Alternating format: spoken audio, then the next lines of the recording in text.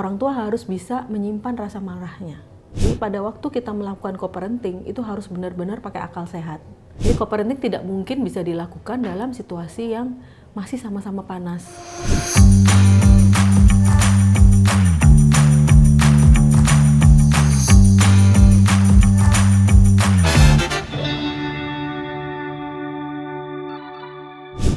Hai Moms and Dads, welcome to YouTube channel Mother Care Indonesia. Hari ini bersama saya Jasmine, kita kembali lagi di acara podcast Keluarga Modern Parent. Keluarga Modern Parent hadir untuk Moms and Dads yang membutuhkan support kehidupan parenting dan keluarga ala Modern Parent. Di sini Moms and Dads bisa mendapatkan cerita seru, informasi bermanfaat, dan juga pengalaman hidup menarik langsung dari sumbernya. Nah, hari ini kita sudah kedatangan narasumber kita, yaitu seorang psikolog dari Brawijaya Klinik Kemang, yaitu Ibu Rika Ermasari, SPSI, psikolog CHCHT. Halo Bu Rika, Halo. apa kabar? Alhamdulillah baik. Alhamdulillah. Nah, hari ini kita akan bahas topik yang cukup lagi sering didengar nih Bu nih, yaitu co-parenting atau pola asuh setelah perceraian. Nah, mungkin Bu Rika bisa disapa dulu nih Moms and Dads yang menonton podcast kita hari ini. Halo Mom and Dad, nama saya Rika Ermasari, saya praktek di Brawijaya Klinik Kemang. Hari ini saya diberi kehormatan untuk membawakan topik tentang co-parenting. Nah, kalau dengar kata-kata perceraian itu kan biasanya bukan hal yang diinginkan oleh keluarga manapun ya Bu ya.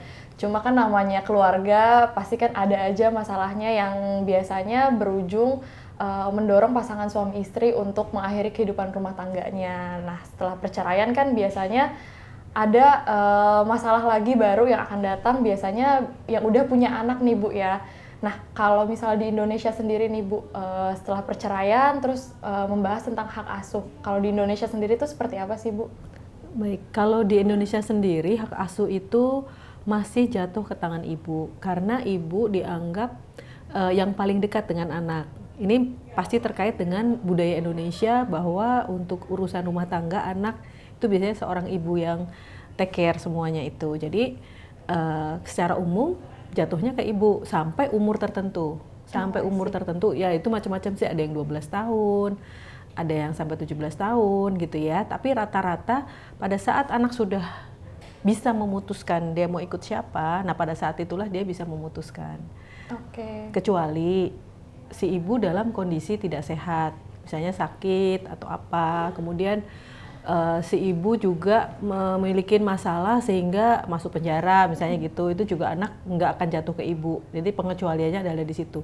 Yang terakhir adalah ketika ibu tidak bisa memberi lingkungan yang aman gitu. Ini terkait dengan bisa dikaitkan dengan penghasilan ataupun perangai ibu gitu. Oh, oke. Nah, biasanya dampak apa sih Bu yang terjadi pada seorang anak jika terjadinya adanya perceraian di sebuah keluarga? Nah, dampaknya sebenarnya tergantung dari bagaimana perceraian itu terjadi, ya. Orang tua sering menganggap anak yang masih kecil itu tidak perlu diberi informasi, ya, sehingga kadang-kadang anak-anak itu merasa apakah ini salah saya, gitu. Jangan-jangan bapak ibu bercerai gara-gara saya, karena saya sering nakal atau apa. Nah, kemudian jadi ada rasa bersalah, kemudian juga ada rasa bingung. Nah, nanti kalau nggak ada ayah gimana? Kalau gitu ya. Anak-anak kan namanya anak-anak, atau sebaliknya kalau dia ikut ayah, wah nanti kalau bobo nggak ada yang iniin lagi ibu gitu ya. Jadi ada rasa bersalah, kemudian ada rasa bingung, dan mungkin juga ada rasa tertekan. Kalau perceraian tidak baik, kan sikap orang tua terhadap anak juga tidak baik ya, gitu. Kok kamu nakal ikut bapak kamu sana misalnya, atau kalau nggak nurut sama ibu nanti kamu kasih ke ayah apa gimana gitu. Jadi kayak gitu itu membuat anak jadi merasa bahwa dia tidak cukup baik untuk memiliki orang tua yang utuh gitu. Nah, itu juga yang harus kita waspadai. Nah, kalau yang tadi Bu Rika mention itu kan kita menganggapnya anak yang nggak tahu apa-apa ya, jadi dia bertanya-tanya. Tapi kalau misalnya orang tua yang mempercayakan untuk bercerita sama anak mengenai masalah terjadinya perceraian gitu, nah itu ada dampaknya juga nggak ya Bu kalau dari situ? Ada dampaknya juga, karena itu tergantung cara kita menerangkan. Kan sebenarnya anak itu sudah paham, tapi tetap dia masih anak-anak ya, yang pengetahuannya juga masih terbatas. Jadi kita tidak bisa menceritakan segamblang kita bicara dengan orang dewasa. Misalnya apa ya, papa sama mama mau cerai karena papa selingkuh, misalnya gitu. Itu tuh anak belum paham ya. Jadi itu bisa menimbulkan kebingungan dan mungkin salah menerima, sehingga sikapnya kepada kedua orang tuanya tidak bisa netral gitu. Oh, takutnya dia jadi kesel sama ayahnya. Betul. Gitu ya. Kesel sama ayahnya atau kesel sama ibunya, kok boleh sih ayah pergi dari sini gitu. Nah itu juga, tapi kalau kita bisa menerangkan dengan baik dan benar, ada juga pasangan yang mau minta bantuan dari psikolog misalnya, bagaimana mempersiapkan dia untuk bisa menerima perpisahan kami gitu ya, maka bisa juga dibantu. Atau selain psikolog, yang bisa membantu adalah pihak-pihak yang netral, yang juga sama-sama dihormati oleh si anak. Contohnya mungkin nenek atau kakek, ya, di mana pemilihan pihaknya harus yang netral. Kalau pihak yang marah, jangan dimintain tolong untuk menyampaikan, karena pasti nanti ada unsur-unsur tadi tuh, penyalahkan atau bagaimana, seperti itu. Tadi kalau misalnya kita udah berusaha nih untuk memberi info kepada anak bahwa ya kita akan bercerai segala macam. Nah, itu solusi terbaiknya setelah perceraian tuh apa ya, Bu ya? Solusi terbaiknya, ini kan maksudnya ya kalau dihubungkan dengan anak adalah yang memiliki dampak paling minimal gitu ya. Pada anak kan maksudnya itu ya, pertanyaannya. Ya solusinya adalah melakukan co-parenting, apa yang disebut dengan co-parenting gitu. Oke, karena kan takutnya anaknya juga jadi trauma atau kehilangan sosok ayah atau ibunya gitu ya. Jadi memang solusi co-parenting adalah yang terbaik gitu. Iya, Nah, walaupun nanti ada syarat-syaratnya. Bagaimana co-parenting apa yang bisa meminimais, karena tidak semua co-parenting itu hasilnya baik gitu. Oke, nah kita akan membahas nih yang namanya co-parenting sesuai dengan tema diskusi kita hari ini. Nah, berarti kan tadi salah satu solusi dari perceraian adalah memulai co-parenting ya antara orang tuanya, biar anaknya mungkin gak kehilangan salah satu sosoknya, ayah atau ibunya. Nah, mungkin Bu Rika bisa menjelaskan nih apa itu co-parenting, karena kan kita udah sering dengar tapi mungkin orang cuma sepemahamannya aja gitu. Mungkin kita bisa dengar langsung dari Bu Rika pemahaman mengenai co-parenting nih. Oke, co-parenting itu berasal dari kata co-parent, atau yang artinya kalau co-parenting adalah kerjasama yang dilakukan oleh pihak-pihak yang terkait dengan anak dan pengasuhan anak. Kan pihak terkait dengan anak tuh belum tentu melakukan pengasuhan. Bisa jadi co-parenting itu adalah antara orang tua dengan institusi, misalnya aja daycare. Nah, misalnya gitu. Nah, itu sudah disebut sebagai co-parenting. Tapi dalam hal ini yang mau kita perjelas adalah co-parenting yang terkait dengan perceraian. Jadi setelah perceraian dilakukan co-parenting, artinya ada pengasuhan bersama yang disepakati oleh suami istri yang bercerai untuk mengasuh si anak. Oke, nah kenapa sih Bu melakukan co-parenting itu penting bagi orang tua? Sebenarnya pentingnya kalau untuk orang tua adalah sebenarnya untuk mengurangi rasa bersalah, karena biasanya perceraian itu menimbulkan rasa bersalah. Apakah saya yang tidak kompeten dalam mempertahankan rumah tangga dan sebagainya gitu ya. Nah, co-parenting ini kayak upaya penebusan kalau dari orang tua ya. Tapi kalau dari sisi anak, kenapa sih harus ada co-parenting? Karena berdasarkan penelitian, co-parenting ini bisa membuat anak berkurang atau meminimais permasalahan mental pada anak akibat perceraian. Dimana biasanya akibatnya itu baru terasa ketika anak memasuki usia-usia yang rawan seperti remaja, kemudian dewasa. Jadi kalau saya ketemu pasien yang punya masalah padahal udah kerja gitu ya, tapi setelah di hipno ternyata dia balik ke belakang ketika dia masih di usia di bawah 8 tahun dan mengalami perceraian bapak ibunya. Nah, itu menimbulkan banyak tekanan mental buat si anak. Jadi ada trauma tersendiri. Ada trauma tersendiri. Dan sayangnya itu suka nggak dipahami oleh orang tua, sehingga orang tua cenderung untuk mengabaikan dan memperhatikan perasaan mereka sendiri gitu ya. Pokoknya harus cerai, saya nggak suka sama dia, dia nggak suka sama saya gitu. Co-parenting ini juga masih jarang loh di Indonesia. Maksudnya bukan satu hal yang umum gitu. Kalau di negara lain mungkin sudah menjadi hal yang umum ya. Kalau di kita itu memang masih, bukan jarang sih, nggak semua pasangan yang bercerai itu melakukan co-parenting. Karena nanti co-parenting itu membutuhkan komitmen-komitmen yang biasanya mereka sulit penuhi. terutama ketika mereka sudah menemukan pasangan masing-masing. Oke, nah berarti dari co-parenting ini sebenarnya ada dampak positifnya juga ya Bu ya buat anak. Karena kan tadi kalau misalnya orang tuanya udah masing-masing, mungkin anaknya jadi ada trauma mendalam karena nggak kedapatan sosok ayah atau sosok ibu gitu. Nah berarti dampak positifnya apa nih Bu dari co-parenting ini? Untuk anak ya? Iya. Untuk anak kita bisa katakan bahwa dampak positifnya yang pertama adalah memberikan rasa aman. Jadi emang ayah ibu nggak serumah lagi, tapi dua-duanya masih mencintai aku. Jadi aku bisa ke tempatnya ayah, bisa ke tempat ibu pada saat aku inginkan. Itu. Yang kedua, mengurangi kebingungan.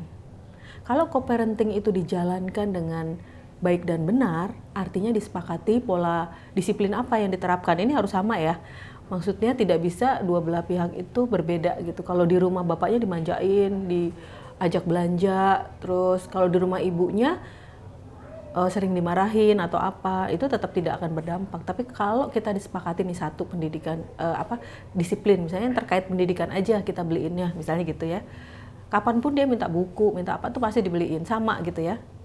Baik di ayah maupun di ibu, maka anak akan merasa jelas gitu, lebih clear. Ini loh pola asuhnya dan saya harus begini loh gitu. Tidak confused dengan di sana disiplinnya seperti ini, di sini disiplinnya seperti ini, seperti itu. Nah, dari co-parenting sendiri kan tadi juga memang ada beberapa dampak positifnya ya.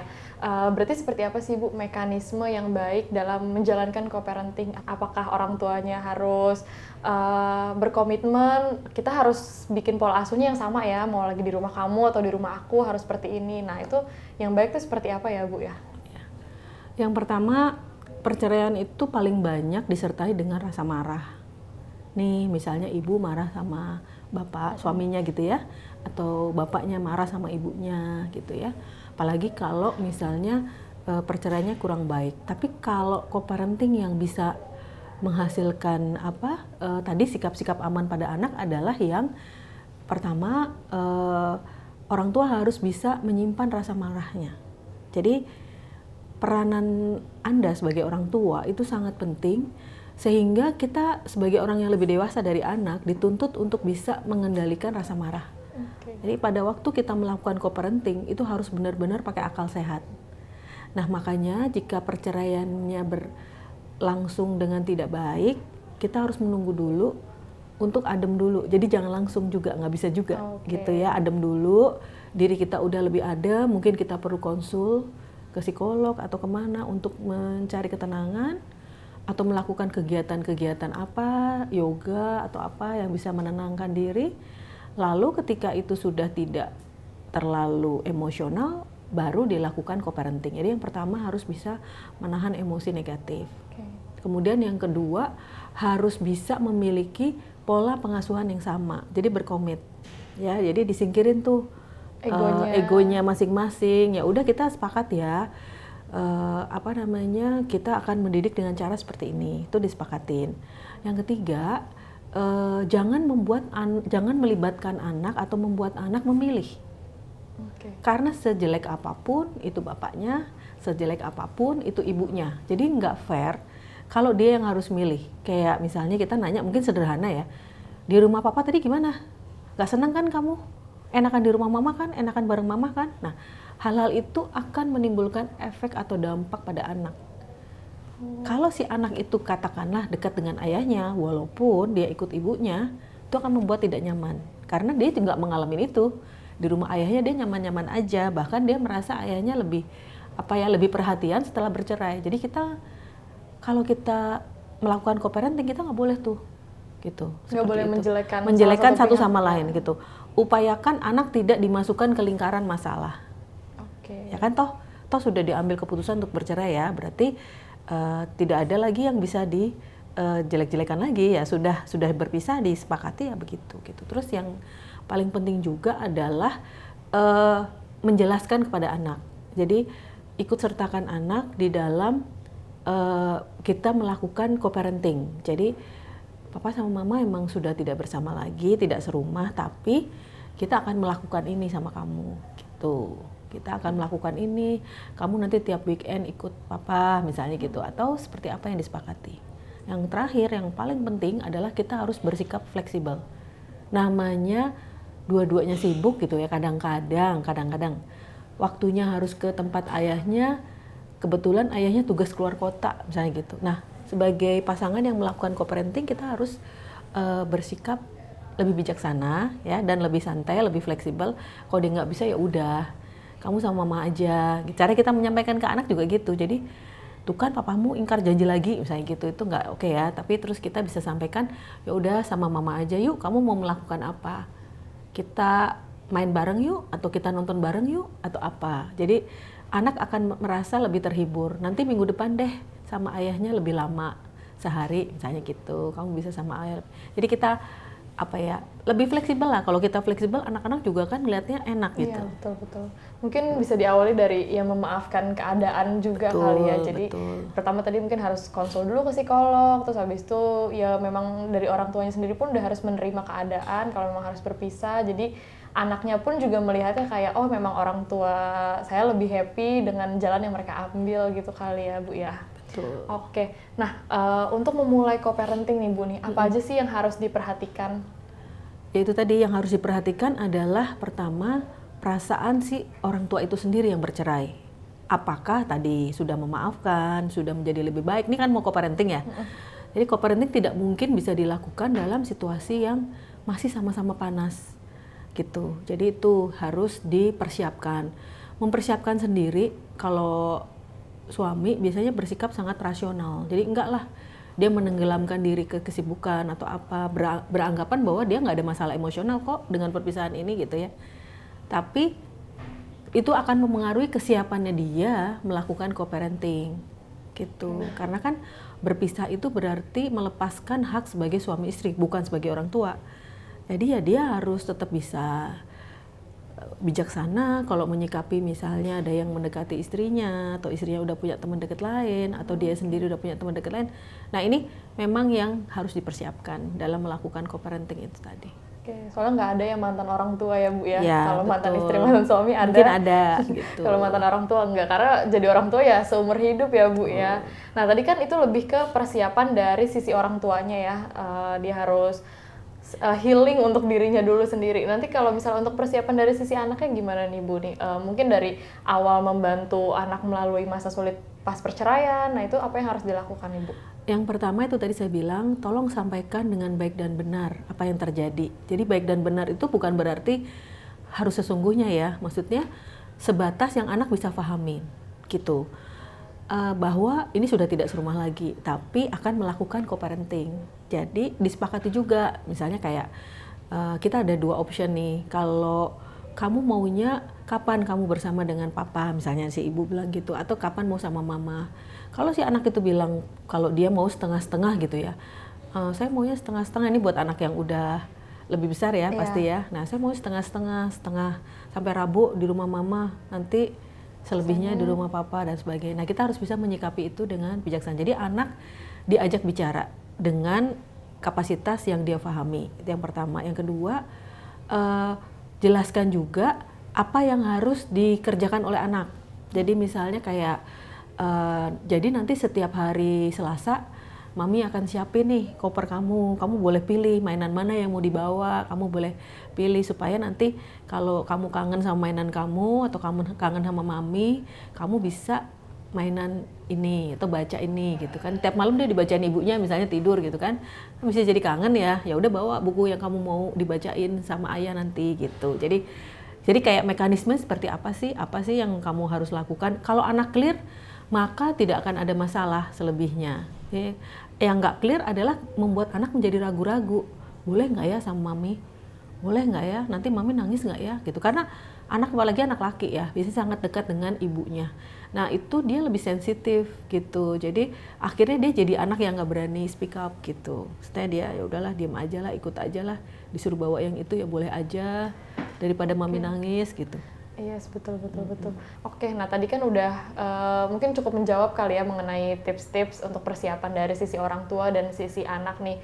Cuma kan namanya rencana, kadang kan ada aja yang nggak sesuai sama ekspektasi. Nah itu gimana tuh Bu untuk mengelola emosi dan ekspektasi dari orang tuanya yang mungkin dia sama mantan suaminya atau mantan istrinya udah berusaha sebaik mungkin, tapi ternyata pada saat menjalankan co-parenting ada aja hal yang membuat mereka kurang nyaman atau rasa sakit hatinya balik lagi. Itu tuh gimana ya Bu untuk mengelola emosi dan ekspektasi itu? Nah, untuk yang akan melakukan co-parenting, saya menyarankan komunikasinya berjalan lancar ya, gitu. Oke. Jadi tujuan utama kalian melakukan co-parenting kan adalah untuk anak. Jadi fokus aja sama anak, jangan fokus sama perasaan kita, gitu ya.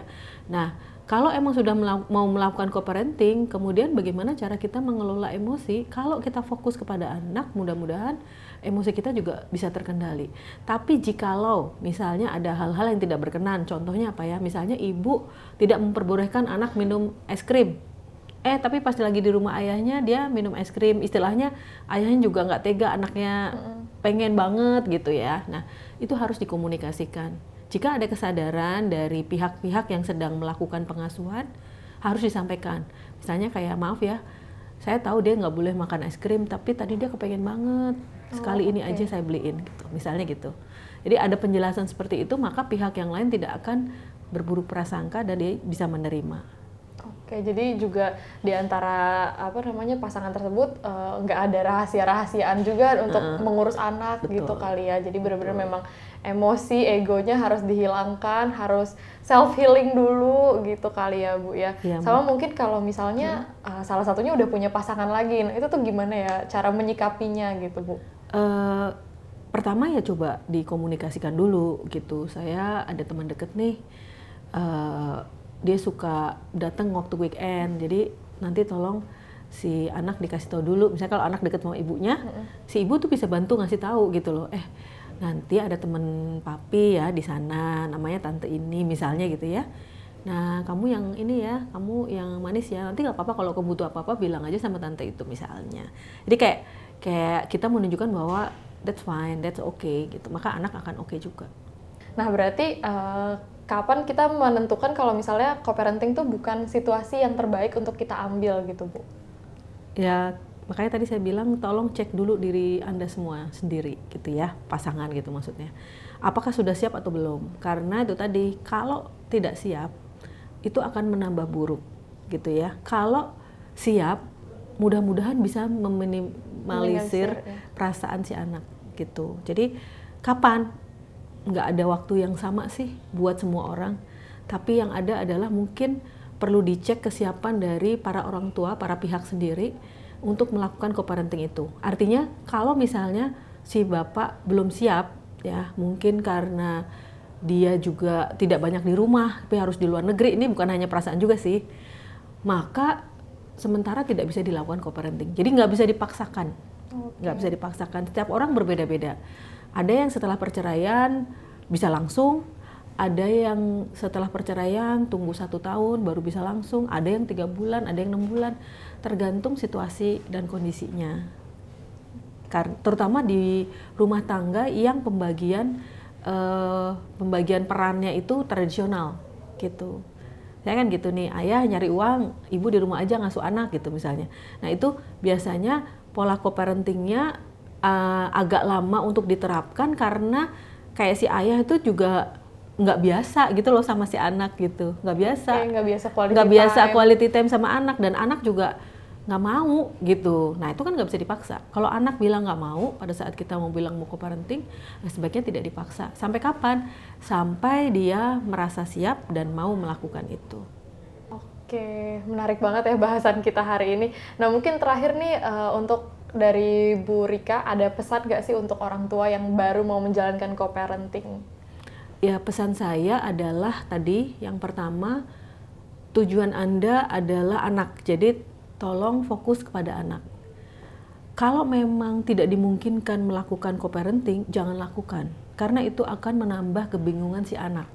Jadi pertama cek diri Anda dulu, sudah siap atau belum ya dengan segala yang tadi saya terangin. Co-parenting itu harus mengalahkan rasa, demi anak tuh harus komunikasinya benar. Padahal udah males banget ya komunikasi sama pasangan yang kita udah berpisah gitu ya. Tapi itu masih dibutuhkan, dan fokuslah kepada anak, tidak fokus pada perasaan masing-masing. Kalau merasa bahwa belum siap melakukan co-parenting tapi ingin, kami bisa membantu dari psikologi ya. Kami bisa membantu, kami bisa terapi kemarahannya. Kemudian kami bisa ajarin cara-cara untuk mengendalikan emosi negatif. Misalnya sebelum anak sampai ke rumah gitu ya, dari pihak yang lainnya, sebelum sampai ke rumah kita bisa menenangkan diri dulu dan sebagainya. Itu tips-tips yang akan kami kasih ketika nanti orang tua yang akan melakukan co-parenting itu datang ke klinik kami. Oke, berarti jadi orang tua pun kalau memang sudah mau menjalankan co-parenting harus mempersiapkan segalanya, salah satunya adalah konsultasi kepada pihak profesional ya, karena kalau misalnya menyelesaikan sendiri kadang jatuhnya jadi muter-muter aja terus nggak ketemu solusinya ya Bu ya. Terus kalau kepada pihak yang salah mungkin nanti mereka menangkap inti yang berbeda gitu ya, misalnya ke pihak yang salah tuh misalnya kayak ceritanya sama teman, sama kakak, sama orang tua, karena mereka berpihak pada masing-masing anaknya gitu ya, mungkin mereka akan memberikan masukan-masukan juga yang masih emosional. Jadi itu yang membuat si yang bercerai malah makin terpuruk gitu rasanya gitu, menyesali atau marah terhadap perceraiannya gitu. Jadi pilihlah pihak yang tepat. Kalau memiliki orang yang netral bisa dilakukan, tapi kalau ingin diterapi supaya lebih mudah kita memaafkan atau mengikhlaskan perasaan-perasaan yang nggak perlu demi anak, maka datanglah kepada kami. Oke, nah itu tadi diskusi kita bareng sama Bu Rika mengenai co-parenting. Semoga ini menjadi insight baru ya untuk moms and dads, karena mungkin orang udah sering dengar co-parenting tapi belum tahu mendalam mengenai co-parenting. Sekali lagi thank you so much Bu Rika. Sama-sama. Thank you juga untuk Brawijaya Klinik Kemang sudah mau datang dan hadir di podcast Keluarga Modern Parent. Untuk moms and dads, jangan lupa untuk tonton terus podcast Keluarga Modern Parent di YouTube channel Mothercare Indonesia. Jangan lupa juga untuk like, share, dan komen video ini, dan pastinya untuk subscribe YouTube channel Mothercare Indonesia. Jadi sampai ketemu lagi di episode selanjutnya di Keluarga Modern Parent. Bye-bye semuanya. Thank you.